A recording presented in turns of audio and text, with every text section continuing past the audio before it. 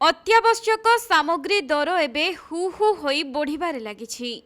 पियाज रसुण अदा सबुज पनिपरिबा ठारू आरंभ करी खाइबा तेल दर मध्य साधारण लोकंकु अस्तव्यस्त करिदेलानी। संप्रति अदा अमूल मूल रसुण केजी 400 टंकारे बिक्री हेउछि। पियाज 60 तो बिलाती बैगण 100 टंका। कंचा लंका केजी 200 कु पटल 80 टंका।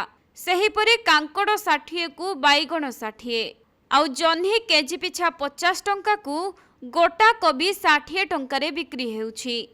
फलरे साधारण लोके नीतिदिनिया संसार चलाइबा पई हांबुड़ी पडुछंती। गत प्राय मासे हेबो राज्य रे पियाज आलू रसुण और डालीर मूल्य वृद्धि पाइछि। खुचुरा व्यवसायी माने मौका देखि मन इच्छा दर वृद्धि करुछंती।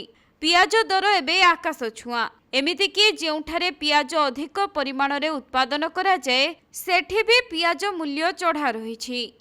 तेबे महाराष्ट्र हिमाचल प्रदेश आंध्र प्रदेश परि अनेक राज्य रे अधिक परिमाण रे पनिपरिबा उत्पादन होइथाए, किंतु सेठारे एवर्ष प्रबल वर्षा जोगु उत्पादन बाधाप्राप्त होइछि, जहार प्रभाव रप्तानी उपरे भी पड़िछि।